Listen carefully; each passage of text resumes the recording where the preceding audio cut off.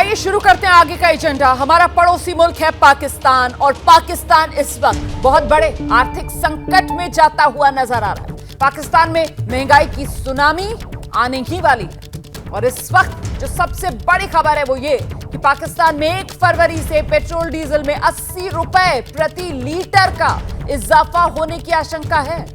इसी वजह से कई शहरों में पेट्रोल पंप पर भारी भीड़ हो गई है। पाकिस्तान के अलग अलग शहर फैसलाबाद, बहावलपुर, सियालकोट, उधर सिंध प्रांत के कई शहरों में भी पेट्रोल पंप पर भारी भीड़ लगी हुई है। तो ये चर्चा जोरों पर है पाकिस्तान में। ये खबर फैली हुई है कि 1 फरवरी से प्रति लीटर पेट्रोल के दाम में इजाफा होने वाला है। 80 रुपए प्रति लीटर का इजाफा। और इसी के बाद पाकिस्तान में पेट्रोल पंपों पर जबरदस्त भीड़। अगर आपका क्रेडिट स्कोर कम है तो बैंक लोन छोड़िए, शादी के लिए लड़की भी नहीं मिलेगी। क्रेडिट स्कोर इंप्रूव करना है तो फ्रीडम ऐप को अभी डाउनलोड करो। तो पाकिस्तान में ये जो हालात हैं, आखिरकार इसका जिम्मेदार कौन? इसी पर चर्चा करने के लिए आप देख रहे हैं खास मेहमानों का पैनल हमारे साथ मौजूद है। जितेंद्र कुमार ओझा, पूर्व राजनयिक, हमारे साथ इस चर्चा में जुड़ रहे हैं। विश्लेषक राजनीतिक संजीव श्रीवास्तव जी आप देख रहे हैं हमारे साथ मौजूद हैं। और साथ ही पाकिस्तान से खास मेहमान पाकिस्तान मुस्लिम लीग नवाज के नेता हैं इरशाद अहमद खान साहब, वो इस वक्त हमारे साथ मौजूद हैं। आप सभी का बहुत स्वागत। इरशाद साहब, सबसे पहले मैं आपके पास आऊंगी और ये जो बर्बादी की कगार पर पाकिस्तान इस वक्त खड़ा हुआ नजर आ रहा है सर, इन हालात के लिए जिम्मेदार कौन? बहुत शुक्रिया जी। मैं ये कहूँगा, जब कौमों पे तकलीफ आती है कौमें बर्दाश्त करती हैं और कौमें बनती तकलीफ से ही हैं। जैसे कि पाकिस्तान बना था, हिंदुस्तान से अलहदा हुआ थे हम लोग, एक तकलीफ थी, हमारे बड़ों ने बड़ी कुर्बानियां दी थी इसके लिए। तो कुर्बानी मांगता है मुल्क। इस वक्त इंशाल्लाह तकलीफ है, थोड़े दिन की तकलीफ आई है, इसको हम बर्दाश्त करेंगे, हमारी कौम इंशाल्लाह बर्दाश्त करेगी, हम बर्दाश्त करेंगे और इसको सर्वाइवल की तरफ लेकर के आएंगे। क्योंकि हमारे पिछले 3 साल जो गुजरे या 4 साल हमारे जो गुजरे, वाकई उसमें बहुत कुछ उल्ट पुल्ट हुआ हमारे मुल्क में। उसको अब ये हमारा जो इस वक्त हमारी हुकूमत है, ये इंशाल्लाह इसको सर्वाइवल की तरफ लेकर के जा रहे हैं। और दूसरी बात यह है कि ये जो महंगाई आ रही है, सुनिए तो मेरी बात, ये जो ढके छुपे अंदाज में इरशाद साहब, ये जो ढके छुपे अंदाज में आपने पिछले 3-4 साल वाली बात करके कहीं ना कहीं इमरान खान सरकार पर ठीकरा फोड़ने की कोशिश कर दी है।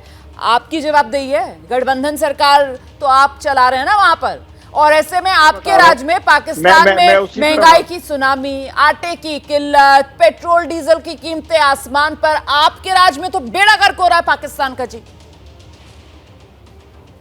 मैं वही कह रहा हूं कि हम सर्वाइवल की तरफ जा रहे हैं इंशाल्लाह। 30 तारीख के बाद आप देखिएगा, आफ्टर 1 वीक इंशाल्लाह हम लोग तब चले जाएंगे कि जैसे कुछ था ही नहीं।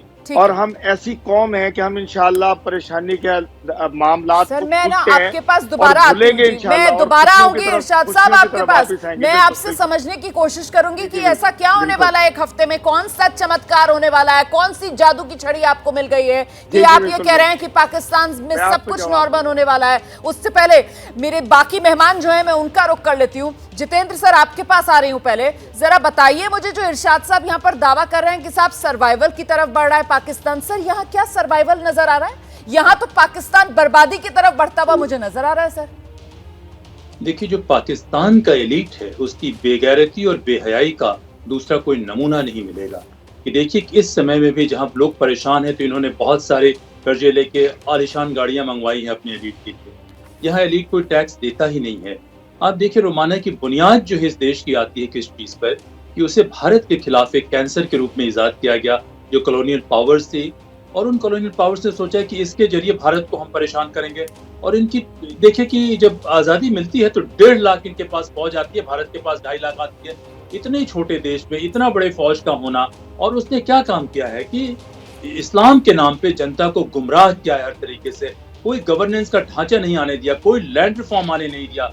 तो वर्चुअली पाकिस्तान की बहुत बड़ी जनता जो है एक डिस्गाइज स्लेवरी में जी रही है। और उनको ये मुगालता देते हैं इस्लाम के नाम पे और कश्मीर के नाम पे, उनको बेवकूफ बनाते रहे हैं।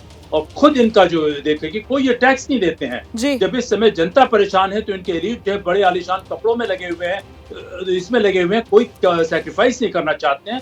और ये सारी व्यवस्था टिकी हुई है भीख मांग के, कर्ज मांग के, चोरी करके, पूरे हर तरीके से ये पाकिस्तान को जो है पूरे मानवता के लिए कैंसर हो चुका है। बिल्कुल जितेंद्र मैं तो सर, बड़ी आपने अच्छी जो बात बात कहने आया था, जी, जी, लेकिन जी। इरशाद साहब की बात सुन के बड़ा अफसोस हुआ जी। इस समय भी ये देख नहीं रहे हैं कि कहीं फंडामेंटली फ्लॉ है मैं इनके आपको पूरे जवाब गवर्नेंस देना ढांचे में। बिल्कुल बिल्कुल सर, बिल्कुल। आपने जो बात कही ना कि साहब बेगैरती ऐसी है, वाकई में वो बेगैरती नजर आती है कि दुनिया भर के सामने हाथ में कटोरा लेकर लेकिन पाकिस्तान घूमता है, लेकिन शर्म नहीं आती है, उसकी आंख में जरा सा भी लिहाज या शर्म का पानी नहीं उतरता है, जिसको कहा जाता है ना आंख में शर्म होनी, वो नजर नहीं आती है पाकिस्तान की। सर आपकी बात सुनेंगे, आ रही हूँ इरशाद साहब। अगर आपका क्रेडिट स्कोर कम है तो बैंक लोन छोड़िए, शादी के लिए लड़की भी नहीं मिलेगी। क्रेडिट स्कोर इम्प्रूव करना है तो फ्रीडम ऐप को अभी डाउनलोड करो।